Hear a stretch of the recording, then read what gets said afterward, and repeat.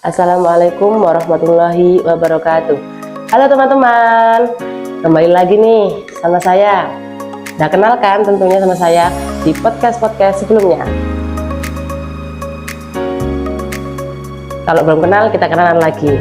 Kenalkan, nama saya Sabila Andin dari kelas 11 IPA. Nah teman-teman, dari podcast sebelumnya teman-teman udah tahu kan kalau saya ini mondok di Pondok Pesantren Tahfidzul Quran. Otomatis saya adalah penghafal Al-Quran. Hari ini saya ingin nih berbagi sedikit prinsip-prinsip sebagai penghafal Al-Quran kepada teman-teman.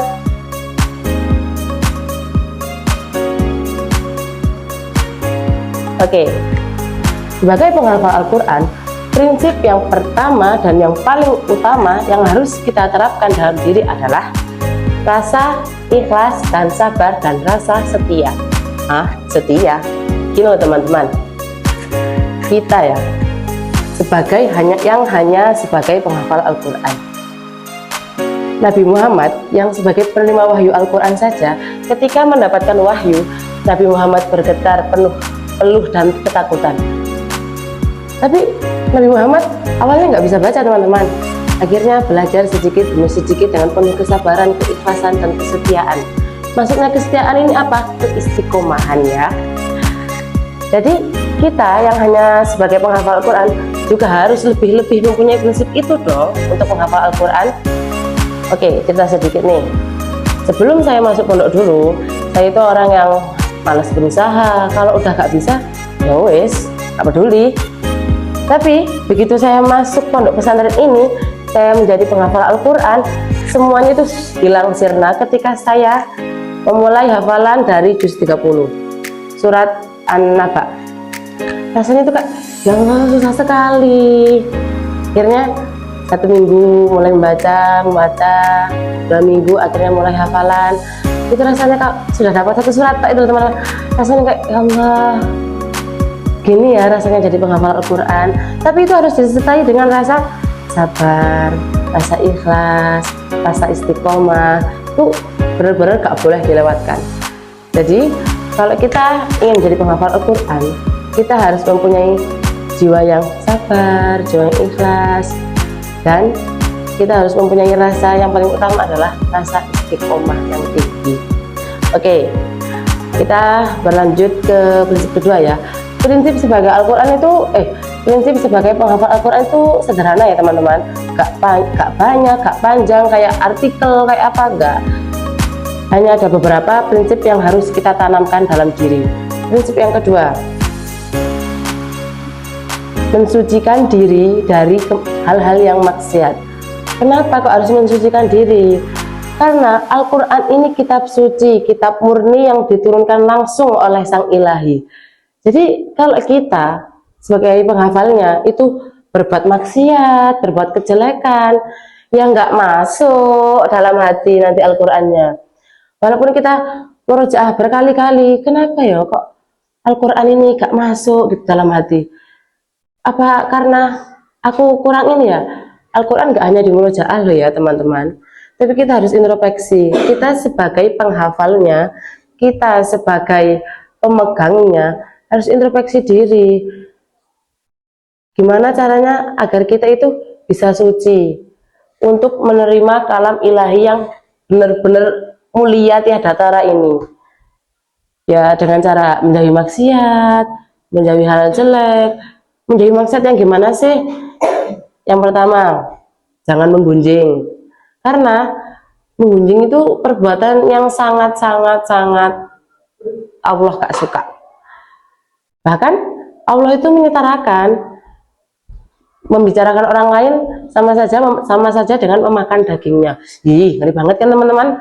Jadi kalau mau menjadi penghafal Al-Quran, prinsip yang kedua yang ditanamkan adalah harus mensucikan diri dari hal-hal yang jelek. Oke, masuk prinsip yang ketiga, yaitu mengamalkan ilmu dan adab Al-Quran. Gimana nih ngamalin ilmu sama adab Al-Quran?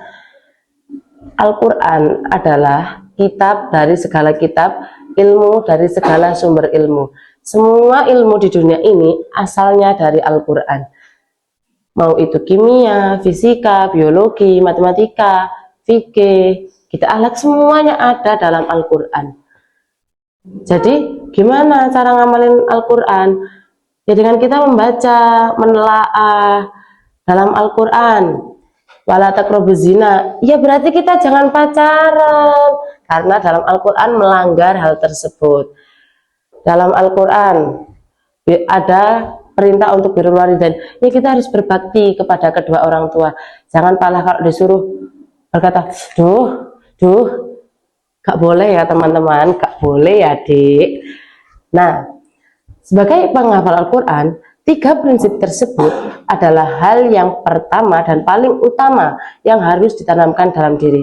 Kenapa? Karena jika salah satu dari ketiga prinsip tersebut saja tidak kita terapkan, maka ya pasti kita itu gak akan tenang. Ada aja yang membuat kita tuh kayak, hafalannya kemana ya, kok hilang. Oh iya, dan satu lagi, Al-Quran itu cemburuan loh teman-teman.